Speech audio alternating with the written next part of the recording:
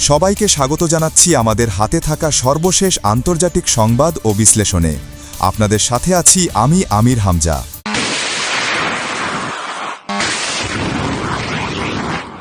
এটি একটি live TV news bulletin, সরাসরি স্টুডিও থেকে।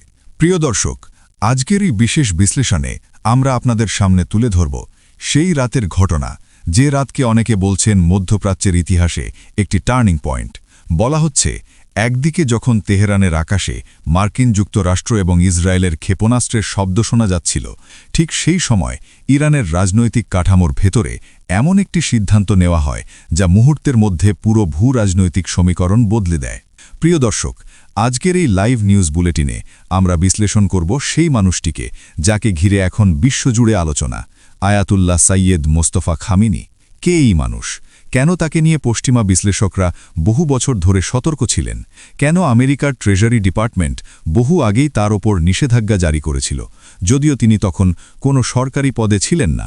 আর সবচেয়ে গুরুত্বপূর্ণ প্রশ্ন, তার উত্থান কি সত্যিই যুক্তরাষ্ট্র ও ইসরায়েলের জন্য একটি নতুন কৌশলগত চ্যালেঞ্জ হয়ে দাঁড়াতে পারে? প্রিয় দর্শক, আমরা আপনাদের নিয়ে যাচ্ছি ঘটনা প্রবাহের সেই শুরুর মুহূর্তে। তারিখ ৮ই মার্চ ২০২৬, রাত গভীর। তেহরানের আকাশে তখন টানটান উত্তেজনা। বিভিন্ন আন্তর্জাতিক সূত্র বলছে, সেই সময় মধ্যপ্রাচ্যের আকাশে নজিরবিহীন সামরিক গতিবিধি লক্ষ্য করা যায়। হঠাৎ করেই বিস্ফোরণের শব্দ, সাইরেন, আতঙ্ক এবং রাজনৈতিক অস্থিরতার মধ্যেই ইরানের ক্ষমতার কাঠামোতে শুরু হয় দ্রুত সিদ্ধান্ত গ্রহণের প্রক্রিয়া। ইরানের সবচেয়ে প্রভাবশালী ধর্মীয় রাজনৈতিক প্রতিষ্ঠান অ্যাসেম্বলি অফ এক্সপার্টস জরুরি বৈঠকে বসে। বহু ঘণ্টার আলোচনা, বিশ্লেষণ এবং অভ্যন্তরীণ সমন্বয়ের পর ঘোষণা করা হয় এক ঐতিহাসিক সিদ্ধান্ত। ইরানের তৃতীয় সর্বোচ্চ ধর্মীয় নেতা হিসেবে নির্বাচিত হলেন আয়াতুল্লাহ সাইয়েদ মোস্তফা খামেনি। এই ঘোষণার সঙ্গে সঙ্গেই তেহরানের রাজনৈতিক করিডরে শুরু হয় নতুন অধ্যায়। কিন্তু প্রিয় দর্শক, এই গল্পের সবচেয়ে নাটকীয় অংশটি এখানেই শেষ নয়, কারণ এই ঘোষণার পেছনে রয়েছে এক ব্যক্তিগত ট্র্যাজেডি, যা অনেক বিশ্লেষকের মতে এই নতুন নেতার মানসিক দৃঢ়তা এবং রাজনৈতিক মনোভাবকে গভীরভাবে প্রভাবিত করেছে। আন্তর্জাতিক কিছু সূত্র দাবি করছে, কয়েক সপ্তাহ আগে সংঘটিত এক সহিংস হামলায় মোস্তফা খামেনি নিজের পরিবারের একাধিক সদস্যকে হারান। সেই ঘটনাকে কেন্দ্র করে পুরো অঞ্চল জুড়ে ছড়িয়ে পড়ে তীব্র উত্তেজনা। যদিও এই ঘটনার বিভিন্ন দিক নিয়ে আন্তর্জাতিক পর্যায়ে ভিন্ন ভিন্ন মত রয়েছে, তবে একটি বিষয় পরিষ্কার, এই ঘটনাগুলো ইরানের অভ্যন্তরীণ রাজনীতিতে শক্তিশালী প্রতিক্রিয়া সৃষ্টি করেছে। প্রিয় দর্শক, এখন প্রশ্ন হচ্ছে, কে এই মোস্তফা খামেনি? অনেকেই হয়তো মনে করতে পারেন তিনি শুধুই একজন ধর্মীয় আলেম, যিনি মাদ্রাসায় পড়াশোনা করেছেন এবং ধর্মীয় শিক্ষা দিয়েছেন। কিন্তু বাস্তবতা অনেক জটিল। বিভিন্ন বিশ্লেষক বলছেন, তার জীবনপথে ধর্মীয় শিক্ষা যেমন রয়েছে, তেমনি রয়েছে যুদ্ধের অভিজ্ঞতা, রাজনৈতিক কৌশল এবং প্রযুক্তিগত চিন্তাভাবনার এক অদ্ভুত মিশ্রণ। বলা হয়, তরুণ বয়সেই তিনি মধ্যপ্রাচ্যের সংঘাতময় বাস্তবতার মুখোমুখি হন। যুদ্ধ, সংকট এবং রাজনৈতিক উত্তেজনার মধ্যেই তার রাজনৈতিক ও বুদ্ধিবৃত্তিক গঠন তৈরি হয়। সেই অভিজ্ঞতা তাকে শুধু ধর্মীয় নেতা হিসেবে নয়, বরং একজন কৌশলগত চিন্তাবিদ হিসেবেও পরিচিত করে তোলে। প্রিয় দর্শক, আরেকটি বিষয় নিয়ে আন্তর্জাতিক মহলে বিশেষ আলোচনা হচ্ছে, তার প্রযুক্তি ও আধুনিক জ্ঞানের প্রতি আগ্রহ। বিভিন্ন সূত্র অনুযায়ী তিনি শুধু ধর্মীয় শিক্ষাতেই সীমাবদ্ধ ছিলেন না, বরং আধুনিক বিজ্ঞান, প্রযুক্তি এবং কৃত্রিম বুদ্ধিমত্তা নিয়ে গভীর আগ্রহ দেখিয়েছেন। কিছু বিশ্ববিদ্যালয় এবং গবেষণা মহলে তার বক্তৃতা ও আলোচনা নিয়ে আগেও আলোচনা হয়েছে।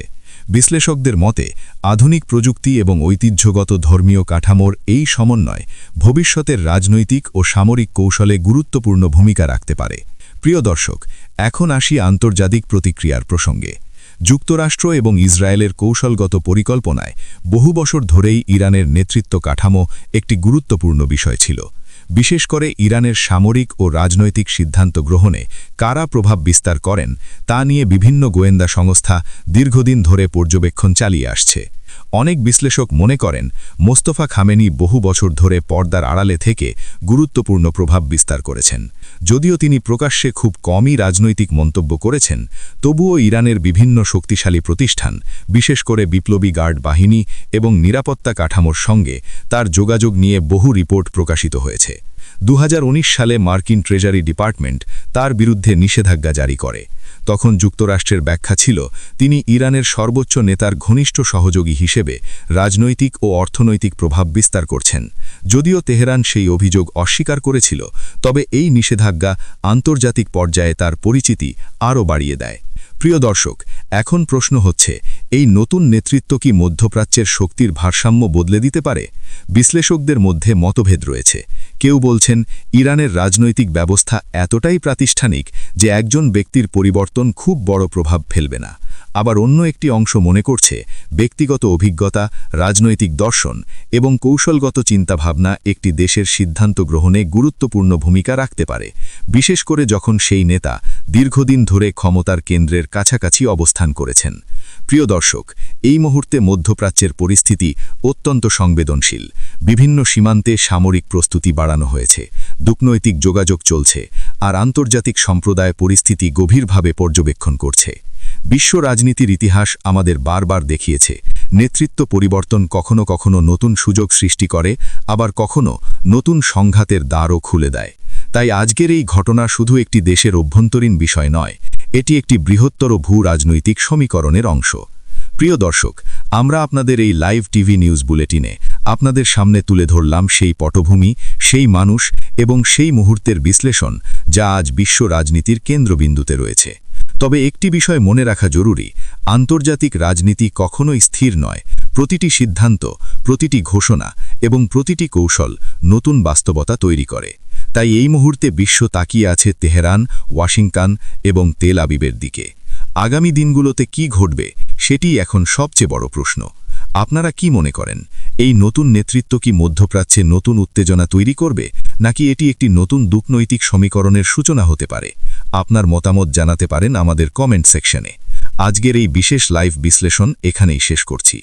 সবাই ভালো থাকুন, সুস্থ থাকুন এবং চোখ রাখুন আমাদের পরবর্তী লাইভ সম্প্রচারের দিকে। ধন্যবাদ।